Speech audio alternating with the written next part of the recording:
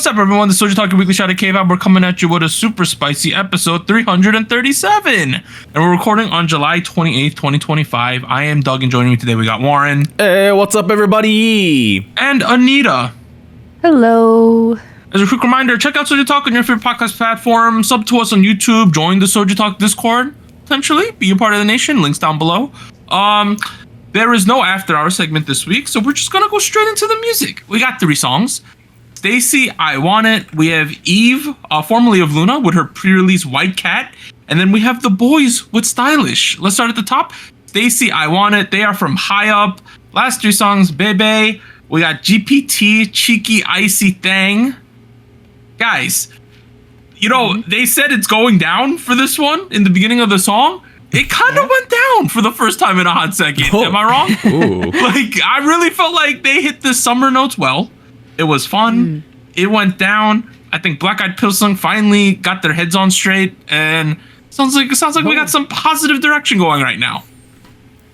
It feels like in a lot of different ways we got some of the classic Black Eyed Pilsung music that we used to get a couple years ago before we started branching out a little bit. And by saying Black Eyed Pilsung, I'm thinking about the producer not just working on STAYC, but also like early works with Twice, his stuff with AOA, like I don't like the whole arrangement style with like the gliding synths, the guitars, like those like strong knocking house drums, like the way it's structured. It's not like rushed like a lot of pop music is right now. It feels like it has a decent structure, and it's like taking its time. It goes through that structure, you know what I mean? Like in my head, this feels like some of the most classic K-pop we've gotten in the past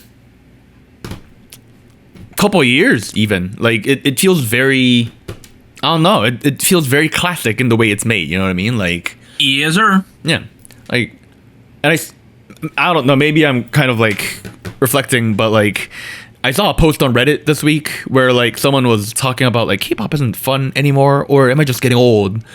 And they were like, oh, like I was listening to Knock Knock by Twice again. It just doesn't. Nobody makes music like this anymore. And my mind immediately went to like, oh, this is it. This would be up your alley. You know what I mean? Like, To be fair, I'm kind of in that boat sometimes. Like, I was trying to think if it's just me on my lawn, on my porch. Get off of my lawn with this newfangled K-pop. I don't know if it's that, or it's like there was, because, like, you know, peak Gen 2, Gen 3 was like my favorite era, right? And this is one of those songs that's kind of invokes that a little bit. But how do you feel, Anita, about I Want It, STAYC's new track? I think my perception of the song has grown. Like at first listen, I wasn't as into it, and I think the reason why was because to me the sound felt a little I don't know how to describe it, like a little commercial type of music. I don't know what it was. Maybe it's something in the melody, in the chorus. It just felt a little, I don't know, commercial type. And I don't know. It's not a bad thing because I like the energy. I like the chorus I think is the highlight. It's catchy. But something about the melody, I don't know. I think it took some listening to really let it grow. And hey, good things be okay, whatever that means, you know? Right. Another thing that it reminded me of, and I don't know if maybe this is also referencing like that era in K-pop, like that moment in time where it was more like 2010s sound. This song reminded me of I Love It, of Icona Pop featuring Charlie XCX. It does. Wow. I don't know if it's the way they say the thing in the chorus, a little hook. Wow. But it reminded me of that, and it's not a bad thing. But I don't know. I guess it felt like very like this is pop. Like this is very like general public friendly pop. And I guess it has been a while since we heard something very strictly like that. In K-pop, at least. For a moment, you mentioned the I Love It, and like you saying Charlie XCX and Icona Pop didn't register for some reason. And I was like, I love it? by Psy, like No, I love it. Ooh, like that thing, like what? not that one. Not that one. No. I figured out what you mean. I agree. You guys feel like did you guys like the chorus? It sounds like you guys did. I thought It it grew on happened me. too suddenly. Like it just like, oh, we're in the chorus now, and sort of like a Gen 2, Gen 3 thing. I needed to be a little bit more exciting. You know what I mean? Like I thought it was pleasant, but not like knocking me out of my socks. You know what I mean? Yeah. I mean, if I think about STAYC, my favorite songs from them is ASAP, Stereotype, and Poppy. And Poppy's a little different from the other two that I just mentioned. Love Poppy. I love Poppy too. ASAP and Stereotype, if I listen to those two songs, and particularly the way Black Eyed Pilsung leads them into the chorus, it kind of reflects this song a little bit, where there isn't...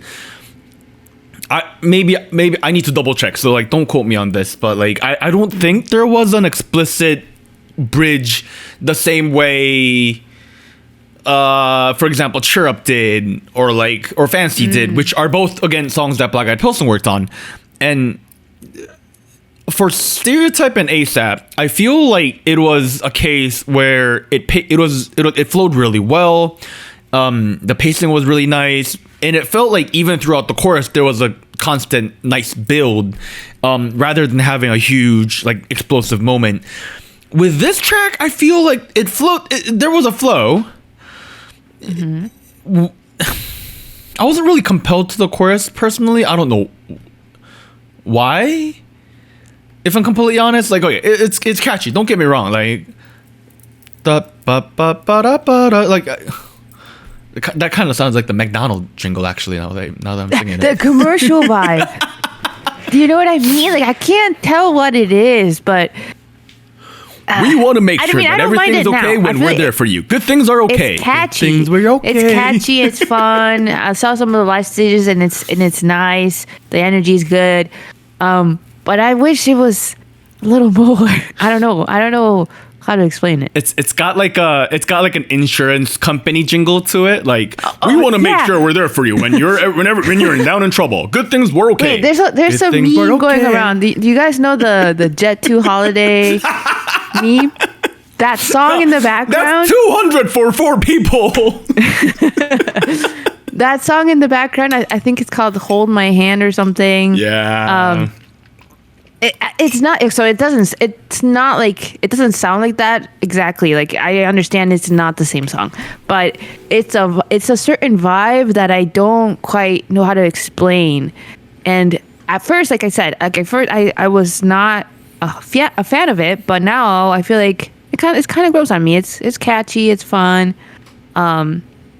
Is it my favorite thing I heard from STAYC? No, but I like it a little bit more than Baby. Okay. At least. Have you guys seen Captain America, the last one with No. I'm sorry, I forget his name. The Falcon is now Captain America. You guys know this? Yeah. I know this. Yeah. I haven't seen I it know before. that. Yeah. So the one starring him, Anthony Mackie. That's his name. Jesus. I saw that movie like a week ago because I noticed it was on Disney Plus, and I was like, I probably kind of should. And the movie was fine. It's kind of fun. There's nothing particularly wrong with the movie, but like I can't help but get the feeling that they played everything very safely and everything was very friendly in the way it tells a story. It really feels like they purposefully removed everything about the movie that's a little risky or like that's a little different from the others, and you ended up with a movie that appeals to everybody, but at the same time it doesn't appeal to anybody because it, you know what I mean, like it lacks character is what I'm trying to say. Hey, you know what didn't appeal to me? The first bit of the rap section. Wait, sorry. Let me finish because like what I'm trying to say is like I feel like I want it did a lot of things that are way too safe, kind of like the Captain America movie I was saying, and then you end up with a situation where it's devoid of character a little bit. You know what I mean? Like, sure, STAYC says STAYC girls go it down, but like you know what I mean? Like it feels like it's playing it too safe. we're mixing mean- character, you know? I mean, from the beginning, I've said that the chorus isn't exciting enough, which is essentially what you're saying, right? I get that's a part of it, I think. You know what I mean? Like, the song isn't just the chorus. I mean, it's got that Gen 2, Gen 3 weird rap section is what I was trying to get at. Yeah, and we didn't need it. Yeah. And even that feels like a very safe... Had that kind of rap. Is it the second time we've had that kind of rap? I'm not sure, had but it in in the Bebe last too, I in think. the last like couple years or so, Shin's decided. I don't know if she's decided or the producers have decided that she's the rapper all of a sudden, right? And I'll put it this way: Teddy Bear too, if I remember. There's like thing. I'm gonna be completely honest. There's no section of her rap that I thought has been really great so far. That's the honest truth of it. But like even the fact that rap section is there, it feels like we're just playing it safe because that's what you do. So like while a positive spin on this is that it's slightly nostalgic, it's classic K-pop. The other spin on that same story is like it's I don't know, it's just there's not much going on, if you know what I mean. Like the song is fine. Am I gonna remember this in another week? I genuinely don't know. And maybe that's why Anita's like, this feels very commercial, you know what I mean? Like, fair? I mean, that's not necessarily bad. Wait, I think it's just... No. That's not a I guess bad when thing, though, considering their last songs. That's what Anita's saying, more or less. Right? No, that's what Anita's trying to say in a nice way, though. What am I saying? I don't think so, no. Well, Anita mentioned how it's better than Bebe, so essentially what we're saying here is that at least this is in the right direction. I don't think so. I'll say this. I think some elements of this have that production that I liked in previous STAYC releases, like maybe two years ago. But like Warren also mentioned, some parts did feel quite safe, where while they're not terrible, like I feel like nothing about this song is offensive at all. I also feel like it's not something that I would, how should I say it, like purposefully like gravitates to out of their discography, because I think there are other songs that I think do it a lot better. I don't know. I guess I'm not necessarily disappointed with this. This feels more like having a summer song and keeping them active, and that's fine, because I think that's what you gotta do. And I think, I don't know, I like the song. It's not my favorite, and I wish it did a little bit more. I agree with you completely. Like, they put out a summer song because you put out a summer song as a girl group. That's what you do. So and you know what? Sometimes it's better to get a song than no song at all. That's true. Well, That's true. I disagree with you guys on a fundamental level, because the album sales have decreased another half for them. Oh no. So they can't afford to be taking risks at this point. Okay, so that's Even in March, even in March, it was called S, was the single album. It sold 133,000, right? Uh-huh. This one, which we're now a week, because this came out like last week, is only sold 60. We've divided the sales in half again, which is about, let me see, back from 2023, that's going to be about it went from 400K, we're down to 60 now.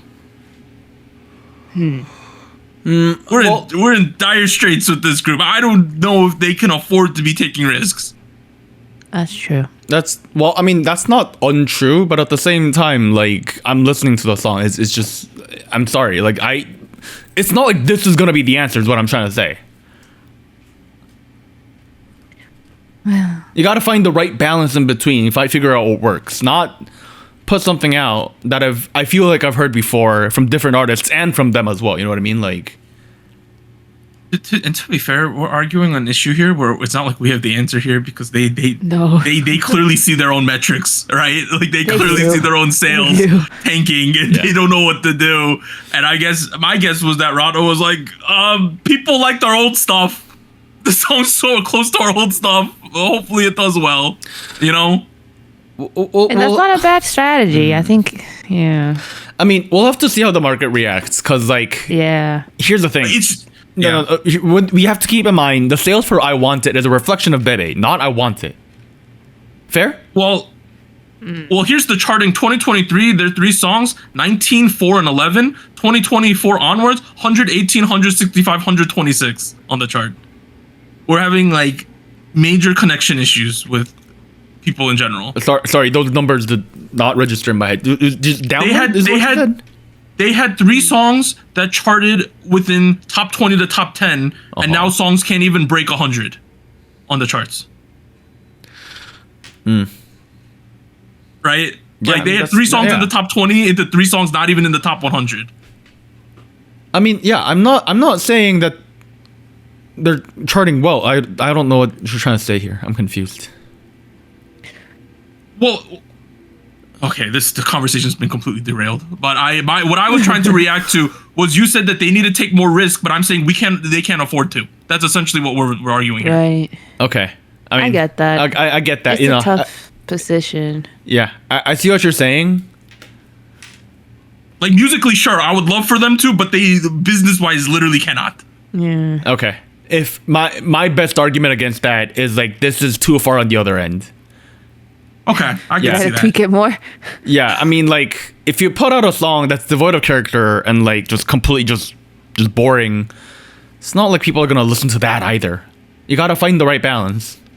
Yeah, and I don't know what they like. You know, with all these groups that aren't at major companies, like what can they even do at this point?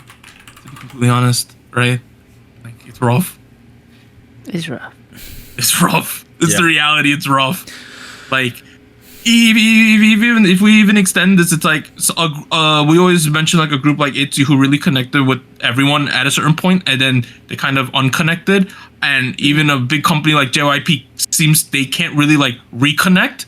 I don't know what the how you do that, to be completely honest, for any company to do. There seems not to be like a set pattern as to what you should do when you find yourself in that situation. And that's for the smarter people than us to figure out, right, guys? Professionals. No, really, right? Like, really, at the end of the day, it's a business, and I don't know how. No one's successfully done that, right? Had like a bad period and then really hit it like out of the park later. Unless they have some like maybe like newest too with being unproduced, but like I'm not telling like there's no like set standard way to do it. So good luck, right? Damn. That was a bad taste because at the end of the day, I know we're arguing the semantics of the song, but none of us think the song sucks, right? No. That's why this is the sad conversation, is it not? Yeah. I don't think it sucks, but I'm not gonna listen to it again if I'm completely honest. Damn. Dang. Dang. Like Well, if it comes on a playlist, sure, but like. What's the last STAYC song you've connected to then? Out of the last like What do you mean connected to? Like really enjoyed? yeah. Damn. It's gotta Beautiful be Monster Run to You? probably Run to You or Poppy, whichever came first or last. Okay, Poppy's Poppy. the first song in 2023. Okay, so it's been like 2 years then. God damn, that's rough. GPT was pretty good. GPT was alright. GPT was alright. Yeah. It's their worst charting song. Are you serious? It is. It is, yeah. That didn't do well. What the heck? Well, So I don't know what to do, guys. that's the thing is like after Teddy Bear-ish, their general public connection hasn't been good. Their fandom power hasn't been great. They tried diverging out.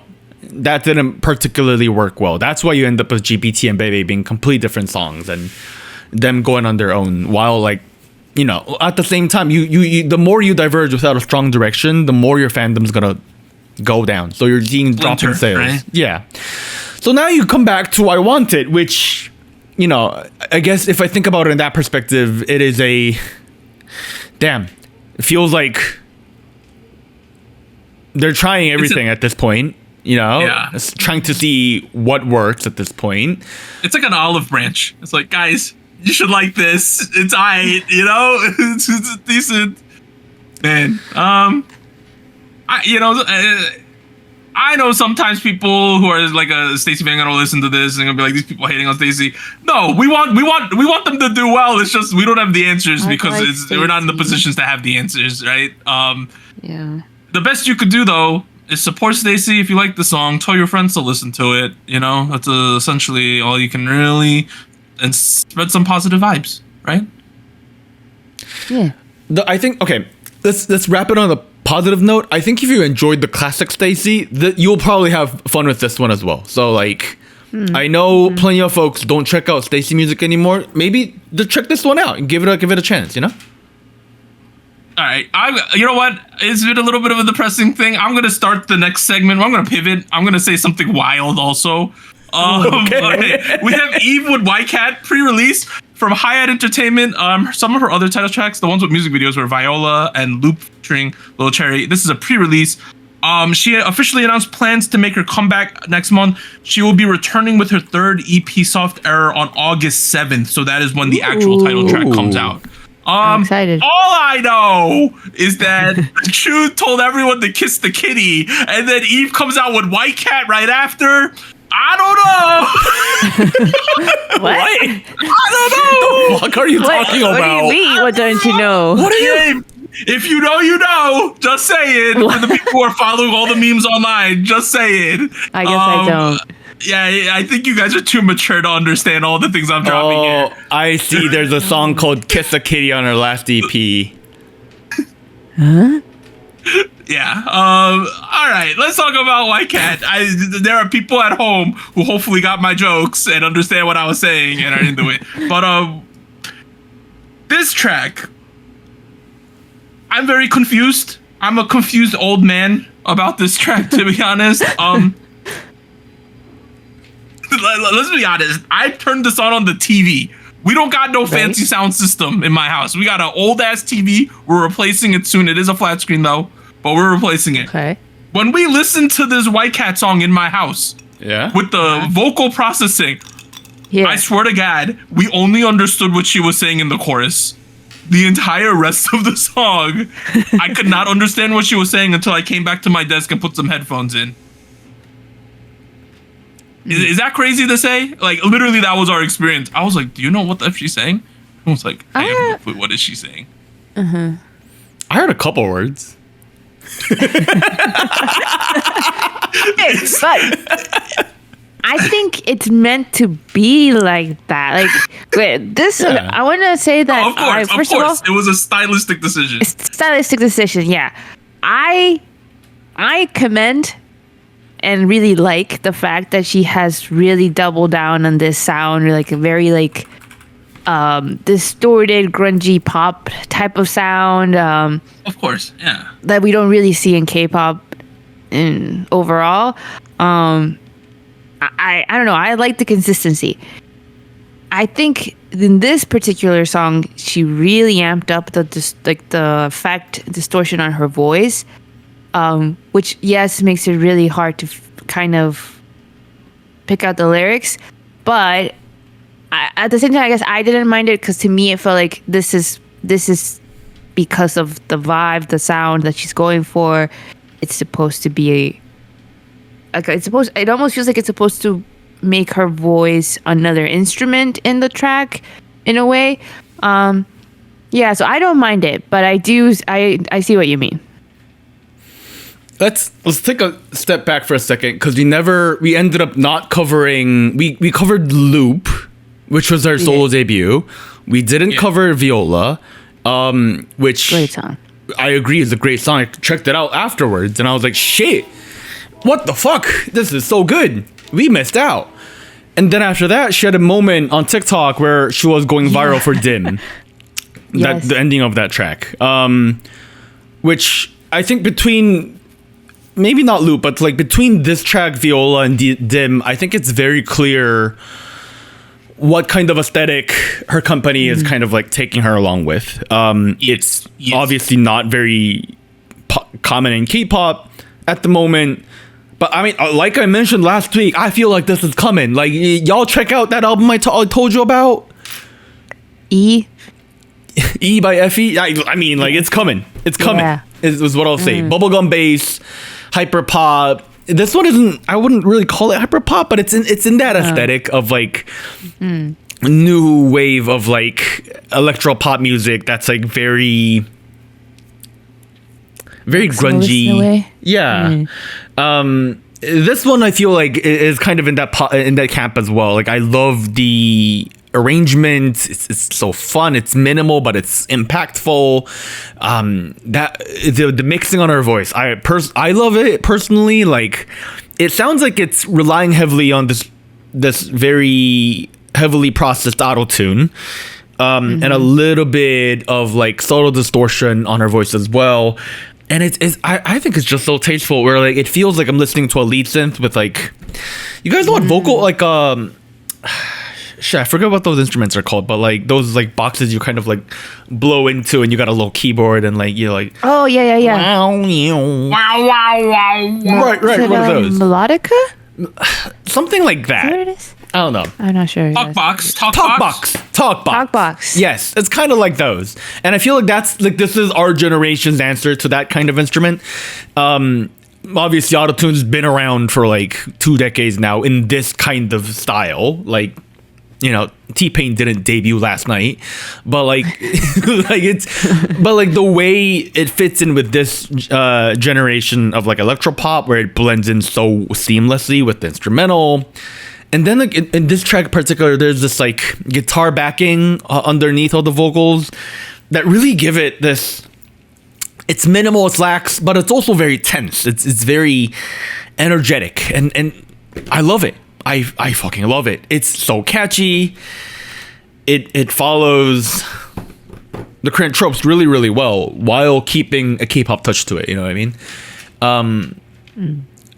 I don't know if there's much more to explain, Doug. I know you wanted us to explain it, but like, do you want me to tell you what the song's about? Like, I have the. I mean, it's a vibe. I think Novice should make music like this because it's more compelling than whatever the F Novice is current. She's coming back with a second single. If you guys aren't aware, they're redoing it apparently. Why? I don't know why, but hey, man, this it kind of sounds like a Vocaloid to me a little bit. You know? Okay. Yes. Is it just I me? hear that. No, I hear Okay. that. Because I was thinking, when I heard this track in particular, maybe it's the chorus, the way the chorus and the vocals ended up being produced. It reminded me a lot of like techno pop, electronic pop that was really popping off in like late 2000s, early 2010s Japan. Like, I'm thinking like a little bit of Capsule. Yeah, Capsule. Perfume, but mostly because their producer was the same in those days, and he still is working with them. But back in that time, I feel like this sound was, or something of this sound was very prevalent. So I hear what you mean. I mean, that like Miku and like that like generation of J-pop does have a role in like being the inspiration for this aesthetic of music. So like, Right. I don't think it came out of nowhere. In fact, if anything, it's like a good move on the end of the producers, I think. Which it still looks like we're getting Iowa as the main producer, as he's a producer at Paper Mill. So we'll see. Hey, I don't hate this though. Also, it is a pre-release, so that's fine. True. I'm excited. I'll put it this way: if this was the title track, I would be a little disappointed. And the reasoning is because I've always said Yves is like a really good performer, and if she released something like this where there's not much performance, I would have been a little disappointed. But as a pre-release, or this could have been a B-side or something, you know, sometimes you get a music video later, but this is a pre-release here beforehand. I'm fine with going this direction for the pre-release. I think that's the perfect time to explore things. And that's clearly what they're doing, right? So for someone like me who only sees these once in a while, maybe like once or twice a year, I'm like, oh, she's doing some interesting stuff. I don't hate it, you know? I do think you should probably check out Viola, because like I don't think she's trying to. I've listened to Viola previously as well. Okay. I mean, then you know that this isn't. I feel like this is an extension of Viola, not really. I could see that, honestly. Yeah. I want more of this. Do you guys like what she's doing in general? Do you think commercially, you know how like this isn't the highest budget like music video or anything like that? Do you think that they can sustain this kind of thing? Are you talking about financial sustainability? So someone Yeah, just because, ignored like- it while we were talking about STAYC. But you know what I mean? Because like this isn't the most approachable thing ever, right? In general, and No. like even like that FE artist you showed us last week is like they're doing that on a shoestring. You know, typically speaking. At least it appears that way to me. Sorry, I don't know what that means. On a shoestring? Like, on a it's budget. just like, Okay. Yeah, on a you know, like the budget ain't outrageous. Like I this mean, is this she's video- indie, so yeah, don't forget about that girl. She's indie, so But like the music Yves is making is sort of like K-pop adjacent now. At least this type of music is, right? Yeah. I think the market is there for it in Korea. That's what I'll say. Cool. I think the market is Good. there for it outside Korea as well. Good. I think groups like Resen, groups like Triple S, groups like New Jeans have proven that there is a certain demand for indie heads who like K-pop, and they're gonna eat this shit up. Awesome. That's all I want because I want Yves to do well. She was my top 2 favorite members in Luna back in the day. If you guys weren't aware. Damn, I didn't know. Nice. I think I have her solo album somewhere over here. Oh. Nice. Hey. Real quick, just on that note, so her EP is dropping in 9 days as of day of recording, so about probably Yes, 8 sir. days as of day of release. Anita, you'll be happy to hear that they have Pink Panthers as a featuring artist. Oh shit! Yeah. Oh shit! I'm so excited to hear this now. I'm looking at the songwriters for the song called Soap featuring Pink Panthers.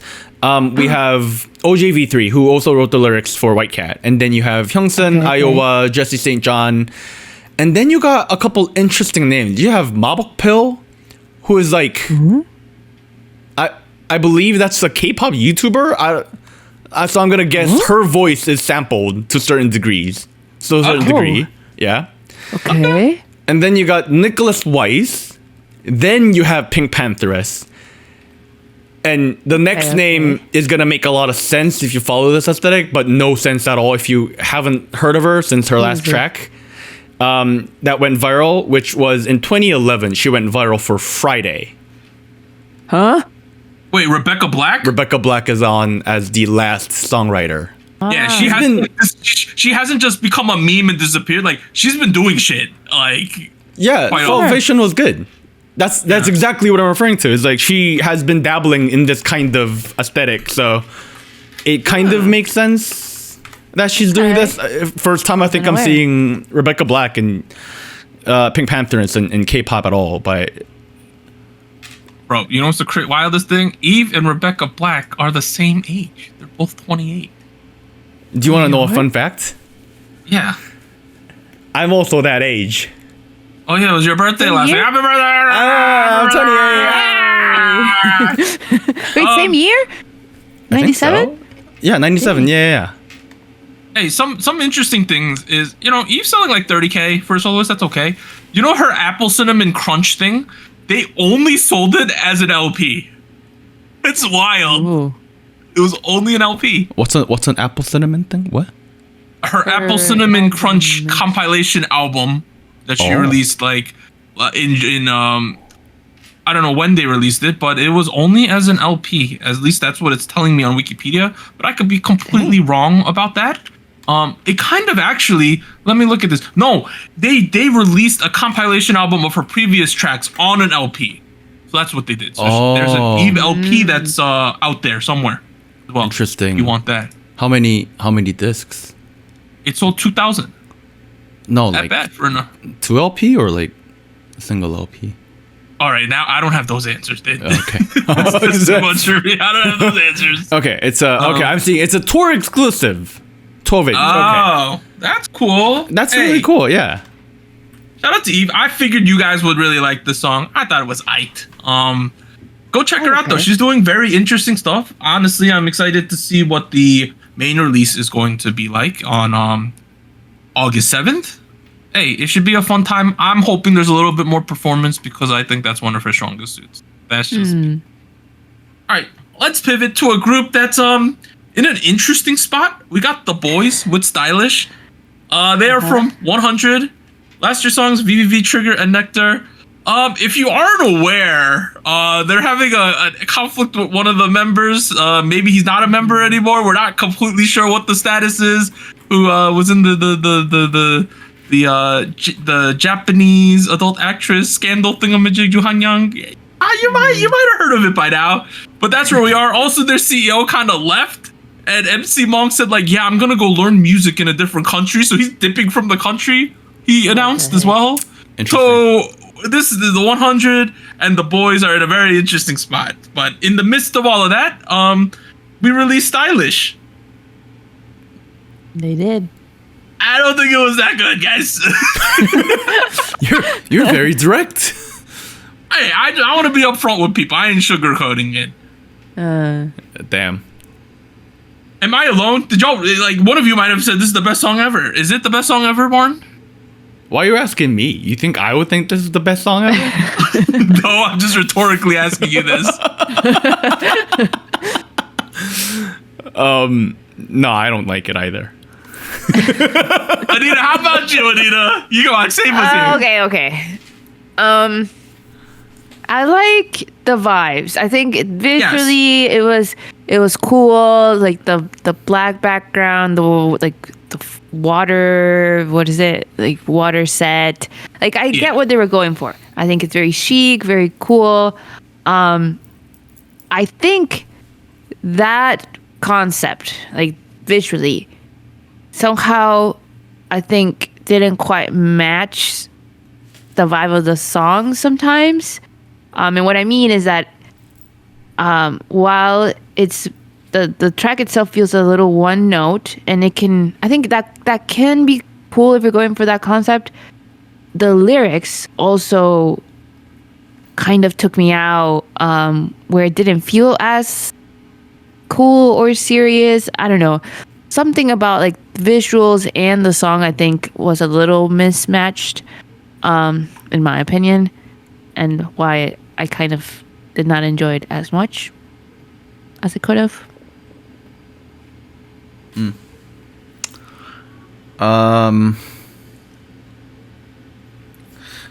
On the note of energy, it's generally a minimal trap track. Mm-hmm. Minimal trap as in like trap hip hop trap music that leans minimal in terms of arrangement. You know, it's nothing too crazy going on with the arrangement. You got the drums, you got a couple synths in the background, that sort of thing, the bass. This one is in that camp as well. It's got a minimal trap beat. It's got a couple string synths, and then you got the siren blaring in the background, which I guess I'm already turned off with the sirens. It really feels like I'm listening to a hip-hop caricature, not really just, you know what I mean? Like,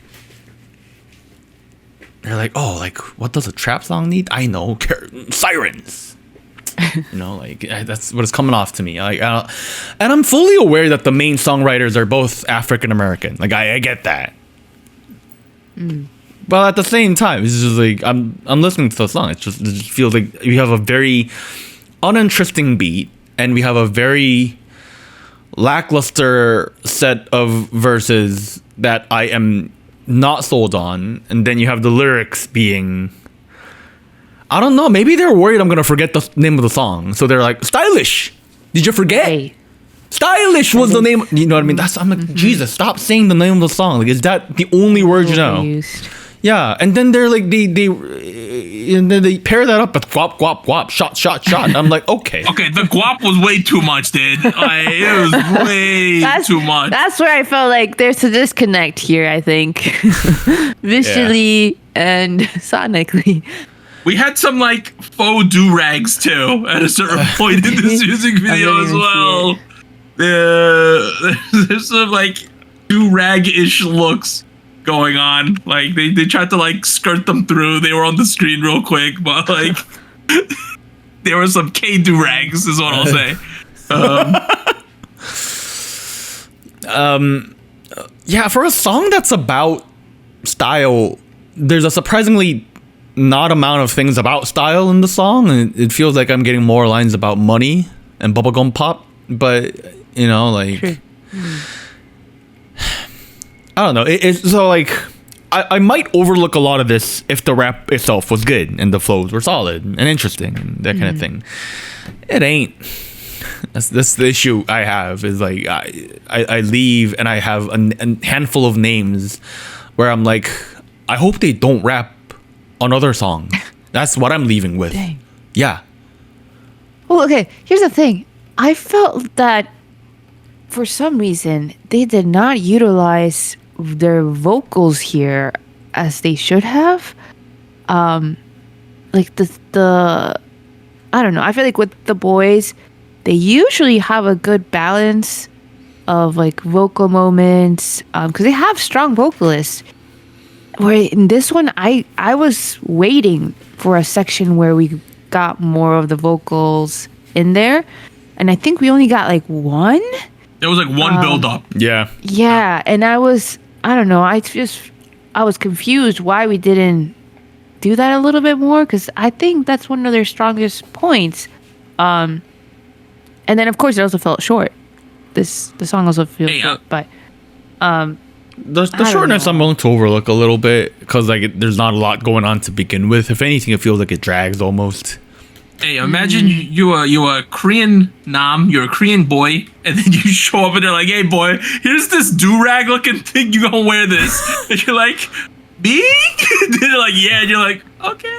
Sort of like a Jay in the STAYC music video, straight up just wearing boxer like pants, like boxing pants. She's just wearing boxing shorts for some reason, and it just looks a little weird. But Was that what she wore? I forget. yeah, in the red scene, and she even has her hands wrapped up, so she's literally trying to be a boxer for some reason in that music video. But you know, the problem with this song is there's no like, other than the one mini build up, it's just like stylish, dun dun dun dun dun dun. It's one note, and it's and like even the vocal presentation, we don't got any deep voice guy, we don't got any loud guy. We don't got any braggadocious guy. There's always there's like a one guy, you know? We need some more dudes here. We need some lads. We need more boys in the boys is what I'm hearing. There's a lot of boys in the boys, but no one gave them the opportunity to step up and be more than just one boy. We lost the Z in this music video. This is just a boy singing stylish. It felt like it. You know? Yeah. Let's give him. Okay, let me defend them a little bit. Let me be their advocate for a second, even though I don't like the song, because like I think this formula of music works. You know what I mean? Does. There's plenty of songs that follow this minimal trap arrangement and have a very lax verse and chorus and like. How many Migos songs have you heard that went platinum in the past like decade? Guys, come on, we know this. A lot. Right. The problem is, as much as people make fun of Migos is a better set of rappers than the boys. And the strong suit of the boys, like Anita mentioned, is some of their vocal portfolio, which is for some reason really absent from this song. And you know, like my mind for some reason goes to XG, where they had a track that's also in a very more like, it's not lax per se, but it follows a lot more of a hip hop trap arrangement with no like pop build up or anything, and it works for them because they're great rappers. And then they utilize the vocal lineup to do like vocal / rap verses, and that works. There's people like Crush who do like a vocal rap thing, you know, like they make it rhythmatic and do their thing. You also have within K-pop's bounds, you have people like NCT who have like been a textbook case of how to arrange a vocal section around a rap song. The answers are there. It's just they decided not to do any of it and instead have the guys rap. Personally, if I'm completely honest, I don't know who are the main rappers and the vocals who are rapping here, if I'm completely honest, and I cannot tell with this track. Well, yeah, because it's all the same. Yeah. The delivery is kind of all the same. And it's a delivery that could work. But I don't know. Maybe it's not something they have training in. Maybe it's not something that they have checked out a lot of and therefore don't really understand. I don't know what went missing there. It's just maybe the direction wasn't there. I don't know. MC Mong's not in the company anymore, like Doug mentioned. Not that MC Mong is a great rapper to begin with, but like, so Yeah. it feels like they chose to go in a direction that really doesn't fit them personally. And you have the situation where the track isn't. It's an ill-fitted suit, is what I'll say, even though they're wearing suits in their teaser images. Hey, my main takeaway of the song, sadly, was that one dude was wearing like that hat that kind of looked like the Yankees logo, but it was like hands. I thought that was a cool hat. That was my biggest takeaway from this song, which is not a great thing. No, it's terrible. It means you weren't paying attention to the song at all. I was like, where do you get that hat though? That's a cool hat. That's what I was thinking. Which is a shame. And the thing is, if you don't know the Boyz, like, which, you know, I don't know if there's a ton of people who don't listen to K-pop, but if you don't know the Boyz and you listen to this song, I feel like your impression would be like, all these dudes kind of sound exactly the same, like the vibe, you know? Like, it's not like that. And it's not like that with the Boyz too. We got a wide variety of talents and ranges and things like that. And then one guy, like I mentioned, fake do-rag guy, another guy literally had a belt on his head, I swear to God, at one point in this music video. What? Yeah, here's a screenshot, guys. So that's a belt. Straight up. You really got all of these. 136 in the music. 136 in the music video for people who actually all of our listeners, actually, for that matter. Yeah, this man's like straight up has a belt on his head, I think. It's just, that's a bandana with holes, eyelets. Sure it is. Sure it is. It's just a weird release because some of the other releases lately have been pretty good from the Boyz. So I don't know. And I saw someone make a really cool point on the Discord that I just wanted to bring up at the end of the discussion, was that someone stated, we have this preconceived notion that when a group leaves their original company, they're going to gain so much freedom to do whatever they want at the new company, right? Because they're free of their chains, as we say, right? But in reality, it's probably a lot of the same bureaucracy bullshit in the background, is what this person's point was. And you know what? I kind of agree with that as a whole, that statement. I can see that. Yeah. Well, I mean, maybe it's a recency bias thing, but like Yves is a good example of a person who left their previous company because she had to, and then as far as I can tell, she has creative input into the stuff she releases. So, you know. But what I'm saying is, but I guess the person's point was, for every Yves, there's someone who gets to a new company and it's the same stuff. Yeah. You know? Yeah. No. I see what you mean. Yeah. And this kind of feels like it might be in that territory a little bit. But hey, if you want to vibe, check out Stylish. I think it'd be an interesting song to bump while you're getting ready for a night out, maybe. You're like, hey, wop, you know, hype yourself up. All right, that's all the songs this week that we're covering. Other songs that came out: One Pack, Yes, No, Maybe. Zero Base One had a pre-release called Slam Dunk. Oh My Girl had another anniversary song called Weather Diary. Icons J released We Can't Explain. I Did, which is that new Starship group, had a pre-debut with Step It Up. Ascent, Don't Move. Yusujong with New Car Epics, Grateful to Tears. 7 to 8 had a debut with Drip and Drop.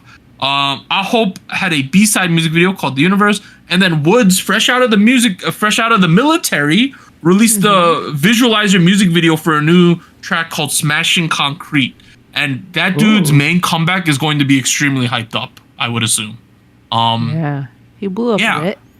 We're at SojuScore now. Last week on episode 336, we indeed added a new song to the Hall of Spice with If I's Are You Okay with a 7.51. We had Purple Kiss with Do Re Mi, and we had TXT Beautiful Strangers at a 6.96. The songs we're going to talk about this week: STAYC, I Want It; Yves, White Cat; The Boyz, Stylish. I will get the screen going real quick for everyone. All right, the first song we're going to talk about is STAYC's I Want It. And we ended that discussion. Heated debate about the business side of K-pop. Some people are into that, some people are not.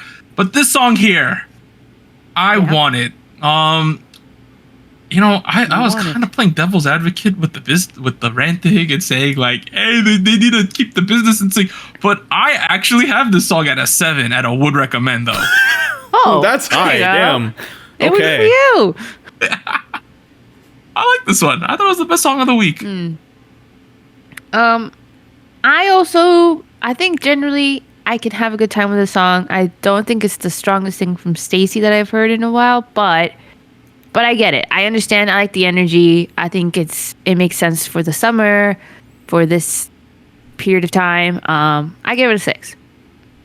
I for a second there, I thought, Anita, when you started your talk, was like, I also agree. I thought you were gonna give this a 7, but then I thought there's no chance Anita gave this a 7. Warren, how about you? What would you score I Want It? Well, I agree with Anita. I liked Captain America. It was good. No 6. The 6? All right. SojuTalk Nation and Gochujang also voted. They gave it a 6.77, and as a result, Stacy's I Want It receives a 6.44. All right, so it's a good song. Solid, good song. Yeah. Next, we have Yves with White Cat. I think we're going to flip-flop our scores here potentially. I have this one at a 6. I thought it was a good song, but it wasn't the best song ever for me. I'm a little confused still, but the vibes were decent. Mm-hmm. Well, I guess we did flip because I have it at a 7. I like the sound from Yves. I'm really excited now to hear the full EP that's coming up, the title track. I just like where she's going with the sound. I like where she's going with the sound too. If anything, I like where she's going with the sound even more. Oh. I have an 8. Okay. My God. Sure, I don't think the lyrics make any sense. Someone in the comments wrote that Yves has been taking the Begirin class of writing English lyrics. But like the aesthetic is there, and the way she pulls it off is perfect. And I feel like at the same time, the way Yves portrays that vocally and aesthetically, perfect shit. It's good stuff. I have an 8. Hey, perfect. SojuTalk Nation and Gochujang also voted. They gave it a 6.75. Why so low? Okay. And as a result, it receives a 6.94 as its score. Let's see if we had some help here. If I had done that. No, not enough, dude. No, not enough. Not enough. So Yves White Cat gets a 6.94. Damn. Which is essentially the same score that we gave TXT last week. It's very similar scores there. Finally, we have the Boyz with Stylish. Oh. I've liked a lot of their recent songs, but this one just ain't it, fam. Honestly, I was underwhelmed. I'm giving this a 4, a rare 4 from me. Ooh. Oh, I thought I was gonna have the lowest. I'm giving it a 5. I think I understand where they were going for. Just I don't know, maybe different level of execution would have helped. Yeah, I also understood what they were going for, but the overall impression that I'm getting is that it feels like, again, it feels like a caricature of hip hop music, or like something that was popular in trap music, maybe like, I don't know, like 5-ish years ago. I don't know.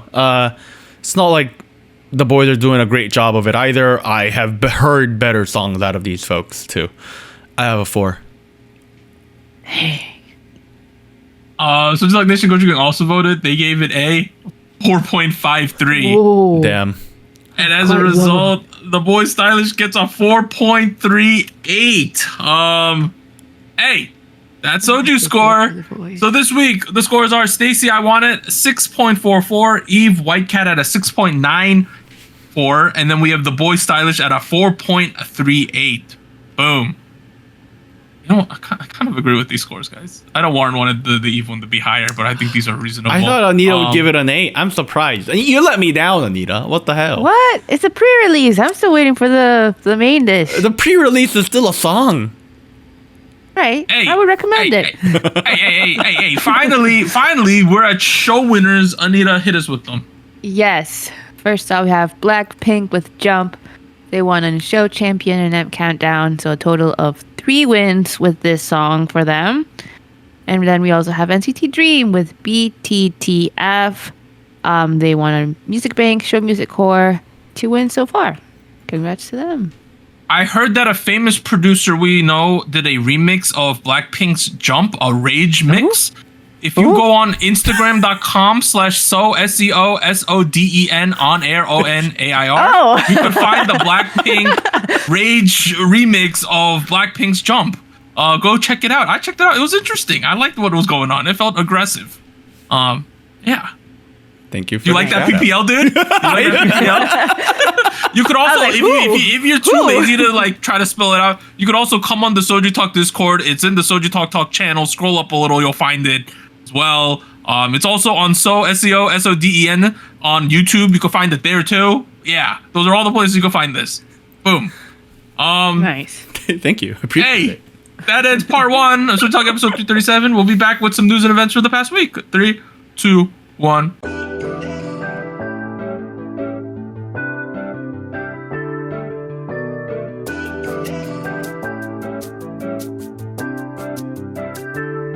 Hello, SojuTalk Nation. This is Anita here with a quick PSA. If you would like to support SojuTalk Kpop Podcast, please like, subscribe, or follow us on whatever platform you're using. And consider joining our Patreon at patreon.com/SojuTalk or donating to us at paypal.me/SojuTalk. On behalf of the crew and myself, thank you. Now back to our regularly scheduled episode.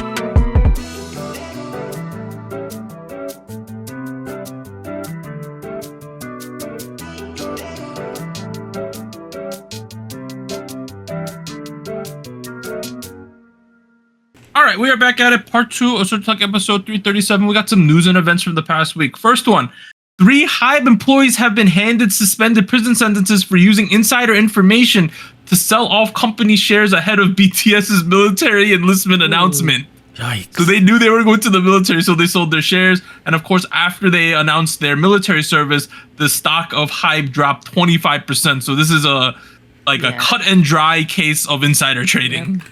Pretty straightforward. Yikes. Was it worth it? Big yikes. Damn. Oh, that's pretty bad. So essentially they were in the company as employees. They probably hold some HYBE stock. They knew that BTS was enlisting and the public wasn't going to react well, so they pre-sold their stocks before the announcement came out, which is very illegal to do. Yeah, don't do that. Insider trading. Yeah. So shout out to Martha Stewart, insider trading. All right, let's keep going. Oh, Bang PD is now being sued by those investors we've been mentioning lately in his Oh jeez. Yeah, and HYBE could even face delisting from the Korean Stock Exchange. So this is all that incident where Bang PD misled investors into thinking that the company was not going to go public on the stock market, but in fact it was. So they were buying back shares through a shell company, and Bang was getting a kickback through that program. Yeah. Remember about all the men in the middle-aged men and women who were buying HYBE, and then they were like, "Oh, it was a bubble all along," and now they know it wasn't really a bubble. It was planned. Misleading. Yeah. So this was bound to come at some point. Yeah, and the police raided the headquarters again in relation to this. Okay. All right. Oh boy. Imagine you're like imagine you're like a grunt in the HYBE office, like you're lowest on the totem pole, and like every 2 weeks the police come and raid the building, dude. It must be so stressful. Dude, imagine being like building security. You're like, oh, and okay. Building security is supposed to like delay the cops, you know what I mean? They're like, oh, our turnstiles aren't working, you know, like they do BS like that in Korea. So people can dispose of stuff. If you've seen those dramas, apparently that kind of stuff does actually happen, where like security guards disrupt what the police are trying to do. I don't know if they still do that anymore. They've been pretty strict about investigations. It'd be interesting if you like were a tourist and you're outside the HYBE building, you see them like pushing each other, the security guards and the police. Imagine if you're like one of those people on like Reddit and Twitter who are like, oh, like I'm gonna go hang out at the HYBE building all day and see what and then you run into the police. You see like a Spartan phalanx with shield and stuff in the lobby, dude. It'd be wild to see that. Based on like the odds, there's a tourist who saw this go down. Like, there's a tourist who saw the cops pull up and enter the building. Let's keep going. So, the Adore and NewJeans legal dispute is still going on. The main thing that happened is there is a mediation session that is going to happen on August 14th where for the final time, Adore and New Jeans are going to come to the table and try to work out a negotiation. And if it fails, they're just going to wait for the court's ruling on October 30th. So there is a finite date to this trial now. Okay. The decision will be made on October 30th if it's not settled beforehand. Interesting. Okay. So they did have another hearing this week. I have a lot of stuff to say about this, but I'll try to summarize it. I used some AI to help me too, but the first things are direct quotes. So at the third court hearing, New Jeans side presented a petition letter from the members. They stated, quote, "Telling us to return to Adore is like telling a school violence victim to go back to the place where the bully is. The employees who were with us have already left the company, and the current Adore is not accepting our opinion sincerely. We don't know how loud we have to scream for them to understand how painful this is." Additionally, New Jeans side stated, quote, "The members want to continue their careers in the entertainment industry, but do not want to do so under Adore. Even going near the Adore building makes their hearts race and forces them to take antidepressants," was the quote. Dang. Okay. On the other side, there are all these nice New Jeans people. They like translate all these really long articles, guys, about what the statements were on each side. I thought this one was I'm still going, I'm still scrolling. I thought this one was way too long. I've been trying to get into some GPT usage lately, so I had it summarize this article, what their points are. I'm also doing a little bit more. So we'll see if we can trust our AI overlords, but I had it summarize the sides of the two sides, the New Jeans side and the Adore side. Hide the sidebar on the upper left next to where it says ChatGPT. Yeah. Do that. Yeah, there you go. Look at me. You're learning. There you go. I'm learning. I made an account this like 2 weeks ago. I'm trying. So here's the New Jeans side. Quote, "We can't go back to Adore without Mini Jin," end quote, is their stance. Right. Here's their points. Number one, the lost in trust of past leadership. New Jeans argues that since Hybe audited Mini Jin, she was dismissed as Adore CEO in August of 2024. The label has fundamentally changed. They claim that today's Adore, run by Hybe executives, is no longer the supportive environment that they originally signed with, which is what their quote suggested, right? That's their stance there. Next thing, collateral from the Hybe audit. Their legal team states that Hybe's April 2024 audit of Mini Jin alleging breach of duty or attempt to seize control had no evidence, and the police cleared her a couple weeks ago. Yet New Jeans says the fallout from that audit made them suffer the most. So that point is saying, in the New Jeans side, they mentioned that audit of Mini Jin numerous times, at least 5-6 times, saying that it was very illegal for them to do it, and they back it up by saying, hey, the police even stated they dropped the charges against her on that. So why did you guys even do it, right? If there was no evidence there. They said that was the crux of all this starting. And lastly, conditional willingness to return. The girls have stated that they are not completely opposed to returning to Adore, but only if the company is restored to the pre-audit leadership, including the reinstatement of Mini Jin. Which I don't think is going to happen. Yeah. They said the only way we'll even consider coming back is if you redo the leadership structure of Adore to how it was before the audit, including Mini Jin as the CEO of the company. So we're at a standstill. That's the impasse we're at, essentially. Let me state the Adore / Hybe side. Now, their quote is, quote, New Jeans has no grounds to terminate their contract. That's pretty strong. Okay. Number one, the contract remains legally binding. Adore maintains that the contract is valid until its expiry in July 2029. Courts have granted injunctions allowing Adore to enforce the exclusivity clause, blocking New Jeans and NJZ from independent activities like endorsements. We knew this already. Next one, investments justify management retention. Adore claims to have invested over $21 billion or $15 million into New Jeans, including their debut album, music videos, arguing that severing their contracts after just 2 years is unjustified. I also saw some of their quotes stating that we even had future albums planned, and it's just them that's delaying this, essentially. You know, they're saying we invested in their future as well, and because they refuse to work with us, all of this is just sitting there Next thing, changing narratives and procedural failure. They argue that NewJeans' reasons for contract terminations have shifted over time, painting this as a retroactive attempt to void valid agreements. They also point out that under contract terms, the group failed to follow proper termination processes. That's more the nitty gritty on the contract side, saying that since they don't have a good reason, how could they even try to void this contract? Which, that. Next thing. Replacement leadership is feasible while acknowledging Minijin's role in Adore. Insists that Hybe as a subsidiary, it can appoint new producers and continues to support the group. So this is Hybe stating that, yeah, it's our company. We could change the CEO and still go through with the contract that we have with you guys. Just because you work a job and your boss changes doesn't mean that you could cancel your contract, is more or less what they're getting at. They note that NewJeans succeeded at ComplexCon Hong Kong even without Minijin's involvement. So they're like, yeah, you guys were fine without her in Hong Kong at the ComplexCon. Were they? I don't know if that's debatable. I don't know. That's a little far to me. The other thing that I noticed in the statements from this this I don't know what it's called, meeting, what was this called? Hearing.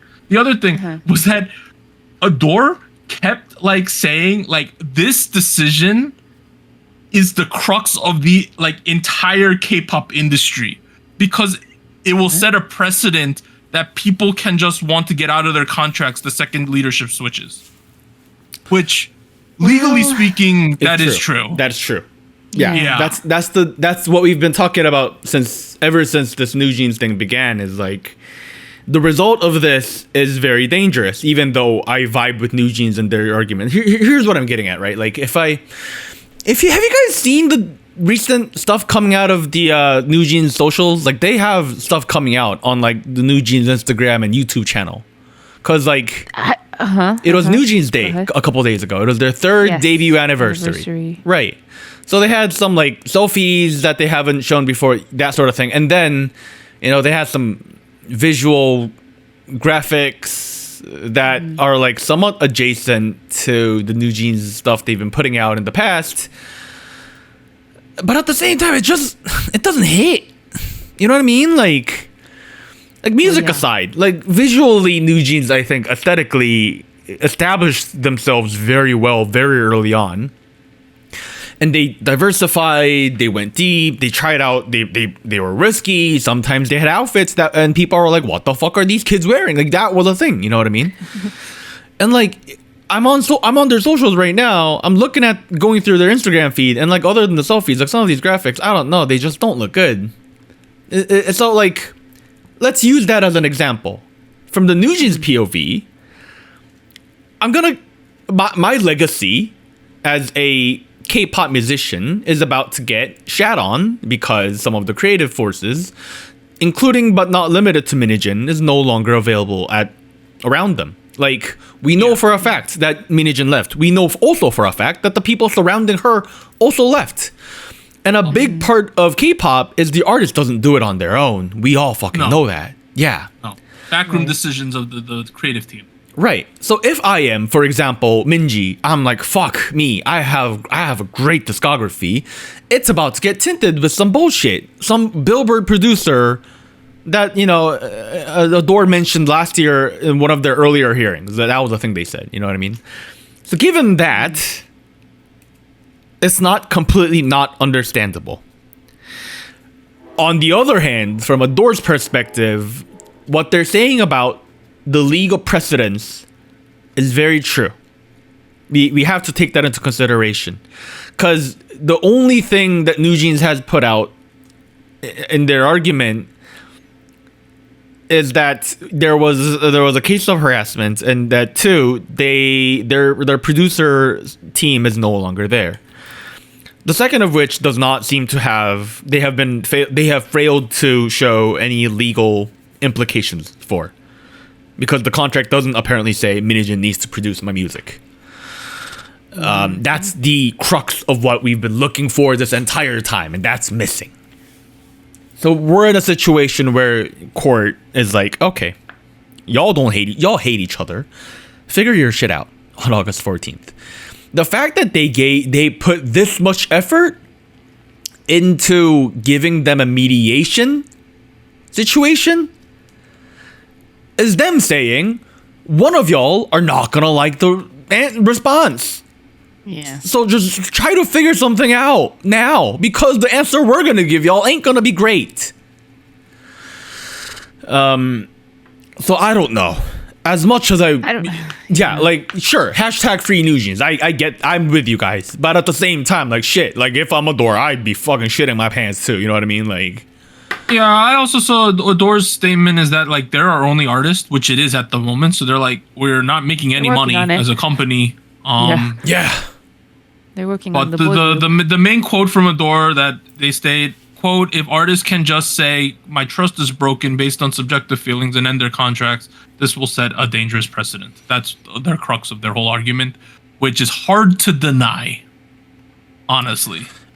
I am by no means a legal professional. I know jack shit about the law. We all know this, as it's been proven in the past like year and a half or so. But there's been a couple of folks who work in the legal field or claim to work in the legal field in Korea who have been also saying stuff like, yes, it sets a precedent for K-pop. It also sets a precedent for contracts in general. That's true. Maybe there needs to be a little bit more detail. It's a weird situation because, like, on one hand, if they don't want to work with that company, it's like, I get it. You know what I mean? Like, if they feel that they've been done wrong and it's just hard to work with them, I completely get that. But at the same point, if the court eventually rules that the contracts are valid, like, they're effed for 3.5, 4 years. Well, if they don't want to, they're gonna sit there for 3 years, right? 3-4 years. Oh, I guess. Yeah. Like, that's rough.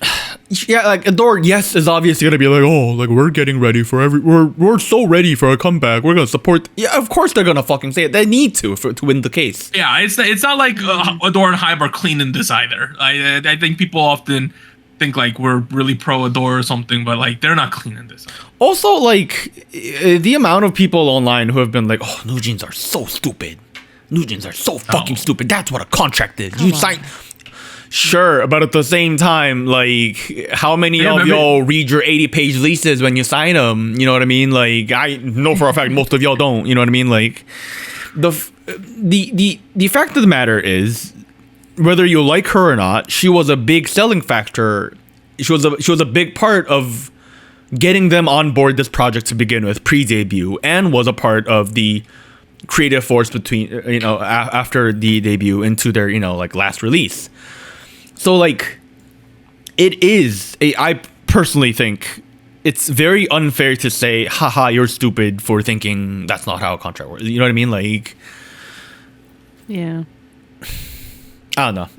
But they've made their bed, and Minijin is a part of that bed. They have to lie in it. They're committed, Yeah. They're committed to that point, whether it's the right thing or wrong thing to do. They've made their stance extremely clear multiple times. Hey, we'll see, upcoming mediation on August 14th. If that falls through, we gotta wait a couple months, but we'll see the final result at the end of October. And that's pretty much, there'll probably be an appeal from whoever loses, but that'll just drag this out another year, most likely, right? Real quick, because I know we're not doing a side show today. Me and my friends were talking earlier in the week, and we can cut that section out later if you want to. If Nugents comes back right now, like next month, let's say on August 14th they make up, they're like, we're friends again, and 2 weeks after that they come back. Let's say that happens. Won't, but let's say it does. Is there a fair chance they're successful? I think if the music's good, it'll be fine. If the music's bad, they're effed. That's my honest take. If the music is decent, let's say if it's like a solid 6, 7. If the music resonates with, like, if the music charts well in Korea, they're fine, right? If it doesn't chart well, they're effed. So what I'm trying to get at is, like, at what point are we past the expiration date? I think people will give them the benefit of the doubt, at least for the first track. Let's say Nugents has to go back to Adore.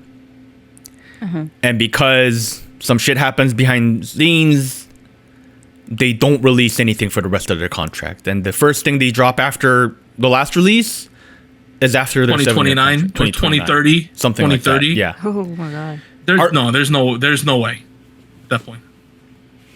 By that point, you got to think like all day projects in year 5. They're doing a stadium tour by that point. You know what I mean? Oh, no, really, legitimately, right? Yeah. They might even do a stadium tour in the next 2 years, but they're donezo if it waits till that long. I think people are just gonna move on. Anita, what do you think? I think there's still a possibility that there will be, like, the core fandom will still be 5 years of no interested. content, Anita. Hey, I don't know. People are devoted. I think it's possible. Will it ever reach the level that they had before this whole thing went down? No, I don't think so. If they wait that long. It's a very risky thing, and I am only concerned that New Jeans might We'll think choose that. Yeah. They might think that's like a viable I don't know. That'd be so bad, dude. Hey, at least Hayden will be 20 by then. You know, finally. That's crazy to think about also. Crazy. You know what was the wildest thing? Well, that's the Speaking thing. of, Like, they're weird- still really young, so like it's Speaking- not impossible. But Speaking of weird ages, on Boyz Planet, right now, season 2 that's going on, on the Chinese side, the Boy Story group from JYP's on the show, and they're in year 7 or 8, and the dudes are like 20. It's the wildest thing ever. They were like 9. They were like 9 when they years old. debuted. Yeah, there's like That's 18-year-olds, and crazy. they're 8-year seniors right now. Weren't It's they meant? insane. Well, wasn't Boy Story meant to be like a kid pop group, not like pop Yeah, music? and they tried to keep it going, and it just hasn't. And even on the show, the guys were like, "Yeah, we debuted like with like ITZY and Stray Kids, and we're friends with them, and they're doing great, and we're doing shit." They literally like essentially said that. Oh, damn. Yeah, there's like it's rough. I think some of the dudes even left at this point, but yeah. But hey, that's a wrap to the New Jeans section. I mean, as always, guys, express your opinions on what's going on. We're not gonna stop you from doing so. We've been talking about this for like a year plus now, which is It's been wild. Wild. But yeah. Okay, let's keep going. Hey, so now we're talking about Vicha and KG. We got this other lawsuit going Alright. on, guys. The judge has tentatively ruled in KG's favor to terminate her contract with JYP America. However, JYP's legal team requested time to submit additional evidence in hopes of overturning the preliminary decision. The judge will review and make a final ruling soon, but it seems like she's going to get out of her contract. That's what it feels like. Okay. All right. What? And meanwhile, didn't they announce that one of the other girls like got out of her contract already? Yeah. You know what I mean? Yeah. So there was a- I don't know what's going on there, dude. It's just weird. There's Oh been man. the rumor mill has been milling. Is that a verb? The rumor mill has been going, and the word on the block is that there is gonna be a reboot of Vicha featuring They the have 4 to. members and then a couple other folks and a new group name. We'll see if that's the case, but you They know. have to. That's what it feels JYP like. sees how big Cat's Eye is, and they're like, "We want money.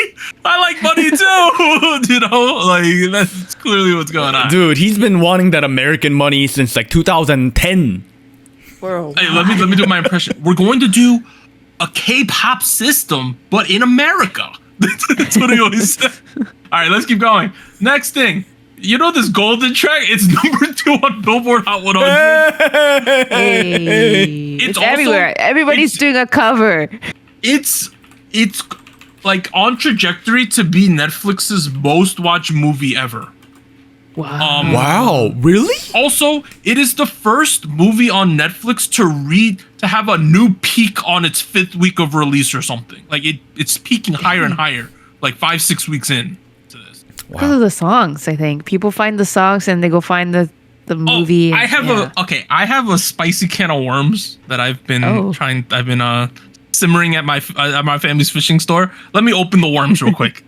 Oh, okay. So Arden Cho is on like a press tour in Korea right now. She's the voice actress of the speaking voice of Rumi, right? And we all know that EJ's the singing voice in K-pop Demon Hunters. So when Arden Cho's getting like interviewed in certain places, people are like complimenting her, like, "I love your voice. You're so good." things like that. Ooh. And she hasn't been correcting Oh. them all the time. That like, oh no, I'm just the speaking voice, blah, blah, blah. Does she ever mention EJ? Like never. And people have been starting to pick up on that. I just wanted to open up this spicy can of worms that I've been thinking about, dude. Honestly, my question has been, where's EJ in this promotion? She's been getting way less exposed. She's been interviewed a couple times, but there's no like, she ain't doing dance covers with people or singing with people. None of that has been happening. She should be singing with people, I think. Yeah, I don't know. That was just something I picked up on, and I saw other people starting to pick up on that as well. Or like a little bit uncomfortable. It's a little iffy, yeah. Like Arden Cho did a cover with Chaunu that released like a couple days ago. They were singing one of the songs in the duet song from the movie. Yeah, and we're like, and then I saw someone say like, does Chaunu know she's not the real singer of this song? Like that's what someone was saying. Okay, what I'll say about EJ is that she is largely a producer now, so maybe maybe like she doesn't want to be in the public limelight too much. Yeah. But so I just saw people speculating about it and being like, "That's an interesting discussion." But yeah, EJ, I can't speak on. Arden though, I don't know, man. I just thought that was something spicy to mention that I've just been noticing lately. Food for thought. Hey, I just wanted to stir the pot a little. Let's keep going. So Billboard, I have other Billboard news. So last week or a couple weeks ago, we announced our top 10 K-pop songs of 2025 so far. Billboard. Specifically, Jeff Benjamin, I think his name is, released a list of his top 25 K-pop songs of 2025 so far. Let's go through the top 10 at a minimum to see how much we overlap. Okay. In 10th place, he had Shiny Poet Artist. I could see that. That makes sense to me. That was on my short list. That was almost on my list. Yeah. Next one he has is IU's remake of Neverending Story. Oh. Ooh. Yeah, if you've heard the original and you appreciate the original, I don't think you could put IU's one up here, to be completely honest. And I love me some IU, Yeah, but I also love me some Ethan Tur, so I don't know what you want me to do here. Yeah, next one we have Day 6 with Maybe Tomorrow. That's a good track. That was almost in my short list as well, so I see that. We got 7th place Zero Base One Blue. Warren had that one on his. Good song. It was a good song. Hey, bro, he has Meow Drop Top in 6th. That was the one I shit on him, dude. That was the song I didn't like. I didn't like that one either, Yeah. Next one, he has in 5th place Mark 1999. I believe that was Warren had that one. Yeah, that's a good song. We have High Key Summer Was You. That's a fun song. We did not cover that one, but it is a fun song from High Key. High Key is also a group that's like a critic favorite, where they're like, yes, yeah, so makes a bit of sense. Next one we have is 80s Lemon Drop in 3rd place. Lemon Drop. Damn, this is That's an interesting one. That's wild. Hey, and then we have NMIX High Horse in 2nd. I completely understand that one. And then in 1st place, he has Jenny Like Jenny. So, like Jenny, yes. I like the first two in that list, like Jenny and High Horse. Hey, 11th place, he has All Day Project Famous. If you guys aren't aware, I'm a giant All Day Project fan right now. I've been absorbing all of the content from that group.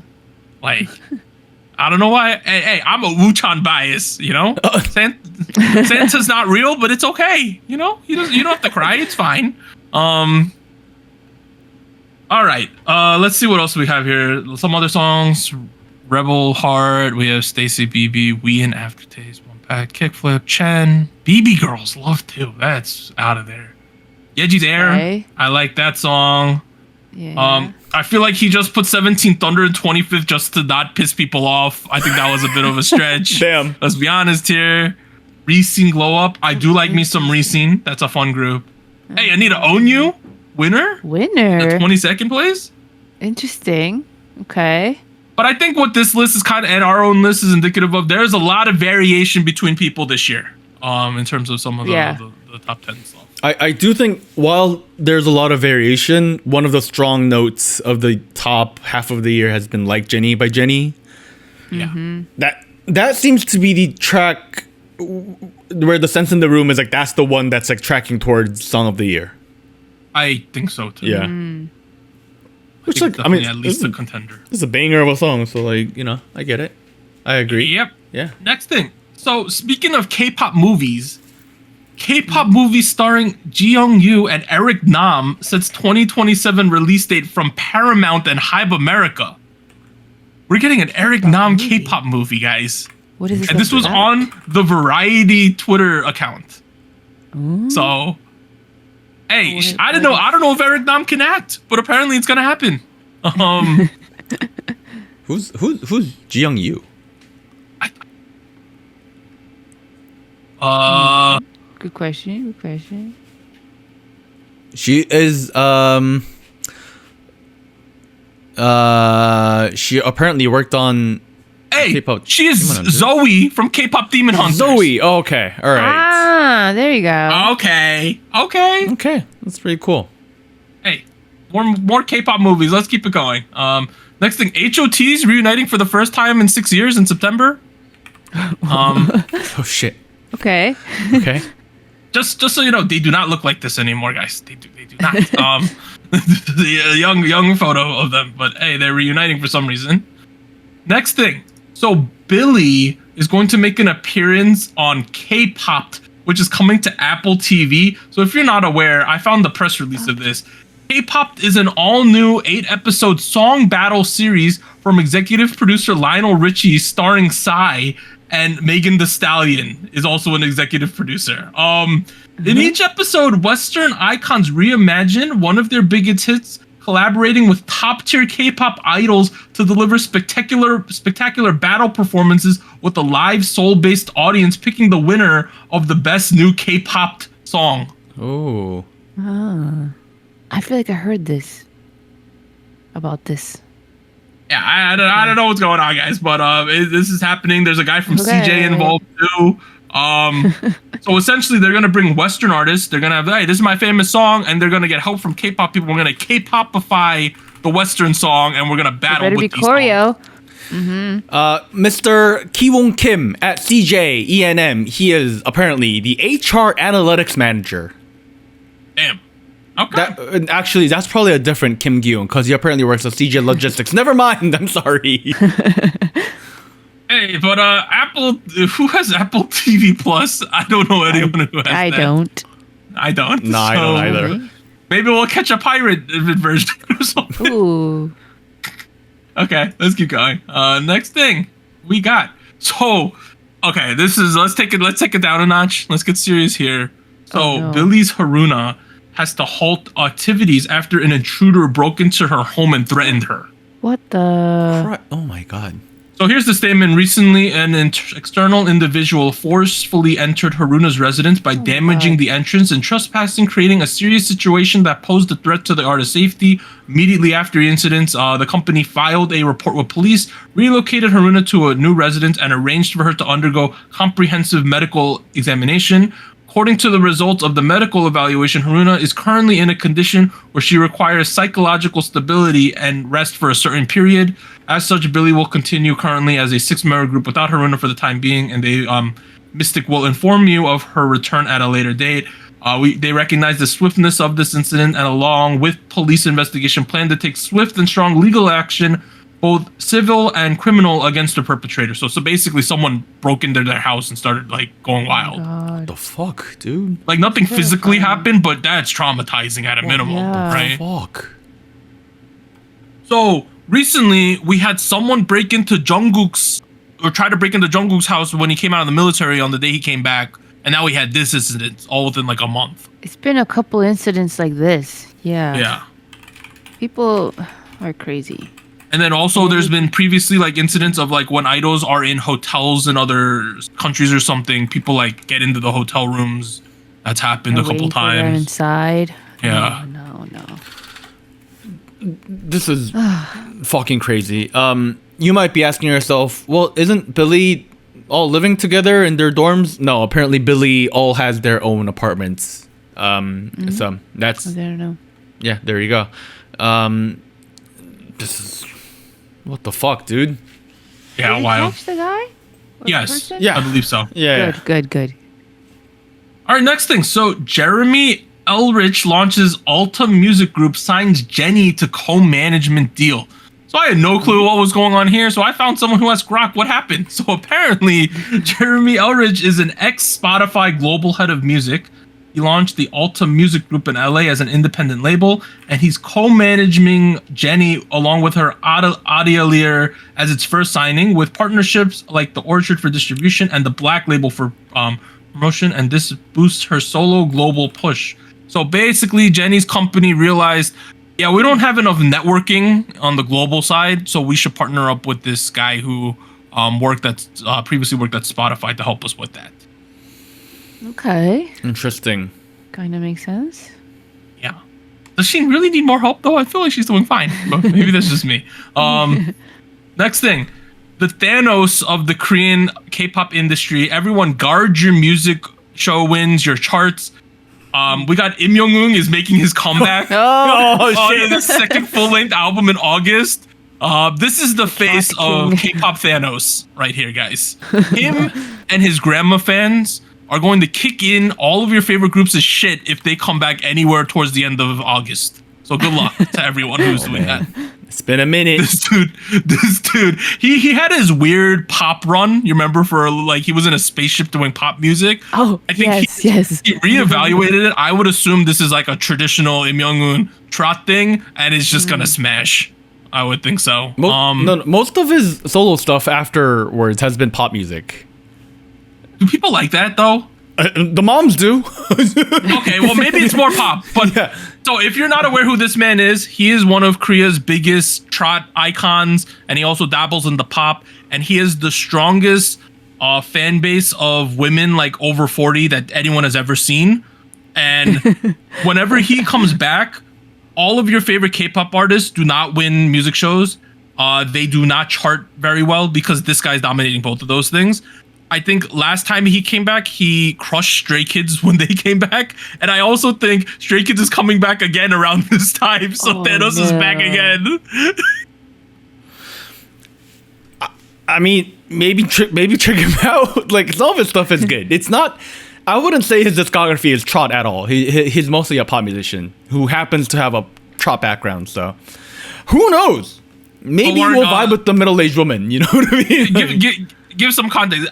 What I'm saying is pretty true. He just dominates, right? Whenever he comes back. Yeah. This nice face here is the Grim Reaper of the K-pop industry when he's around. Like, good luck to everyone else. Yeah. If I'm a company, I would not promote anywhere within like plus or minus 2 weeks of when he's coming back. Just wouldn't. It just doesn't seem like a smart idea. Maybe like a month afterwards. Next thing. Play it safe. Novice second single Sensitive on August 7th. Nice. I thought we gave up on this aespa Novice AI thing, but apparently we didn't. She's coming back. Oh, there she is. There's Novice. She's doing her Novice thing. Promo video. What the fuck? It would be more interesting if she was like a VTuber, but no, she's just like a straight AI. Hey, let's see. I want to cover it, guys. Please vote this one in. I want to cover it again, guys. Please do. I don't know. I would rather cover people.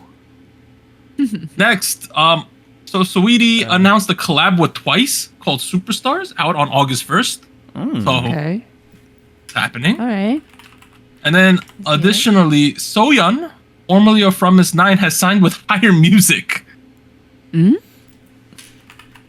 Hey, is this a good move, Lauren? How do you feel about this? It's a move, is what I'll tell you. Maybe she wants to go that route. The context around all this is that Higher Music in general, in the past like 3-4 years, along with AOMG actually, has been leaning towards pop music a lot more. If I go into, it seems like for all intents and purposes, AOMG and Higher Music share the same resources behind the scenes. They are both completely under CJ E&M at the moment, And if I go to AOMG's like most recent signing, it was Shiku, which was a underground rap crew who got famous for doing Tomodachi remix. Oh. And then their debut was like K-popified pop rap with like very K-pop visuals and like photo cards and their album, that sort of thing. So like feels like the people, the higher ups at Higher Music are like, you know, like how can we expand our portfolio? You know what I mean? Like it feels like that's part of this is what I'm getting at. Is it going to be good? I don't know. J Park isn't there if you know if that's what bothers you. So yeah, there you go.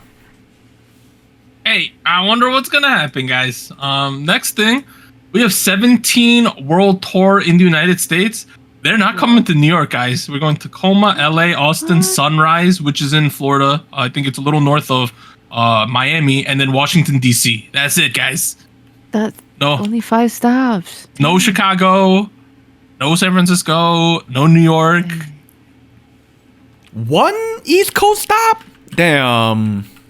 Yeah, Washington, D.C. You get 2 nights at the Capital One Arena. People were saying, I saw people talking about this saying, why are they still doing just like hockey stadiums? Do you feel like they could do stadiums at this point with how big they are?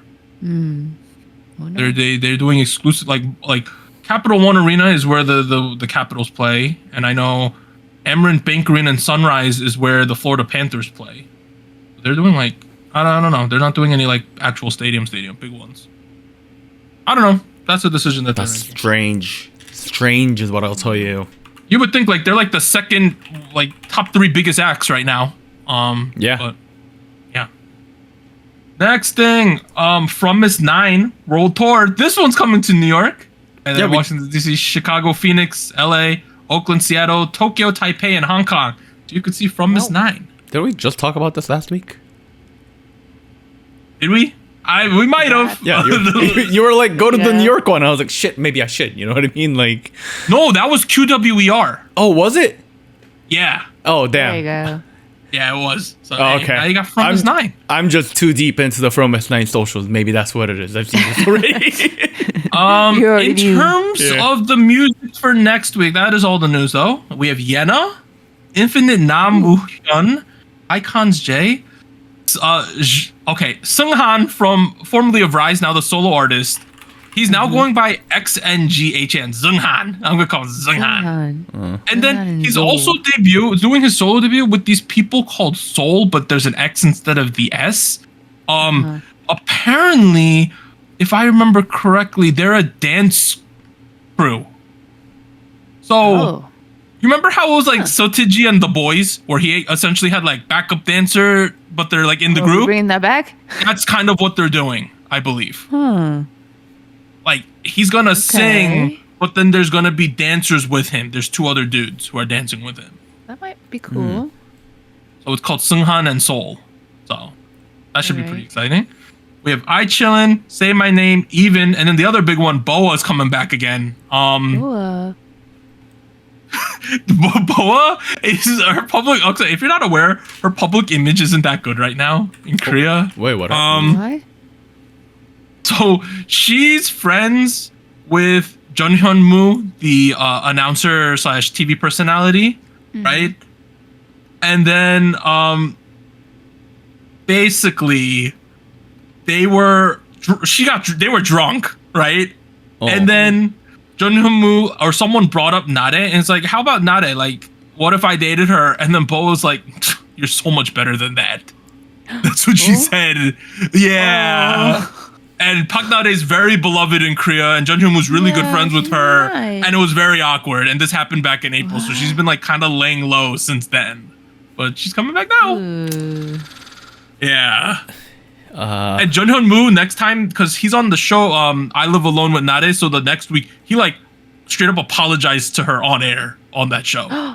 Really? Yeah, he's my like, I'm really God. sorry that happened. Oh. Well, that's uncomfortable. And then we also have Unite. Yeah, that's the music. So there's the context of why Bo has been half missing lately.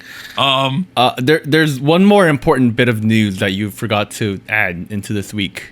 No. Oh, which one is it? Oh. There's a person called Jury. Oh, that's not Yeah. okay. She was in Prisoners 48. She was then in this group called Rocket Punch, which did not do well. She then later on ended up going back to Japan to do a K-pop beauty consulting company, which, to be honest, I don't know how much money that's gonna fucking make.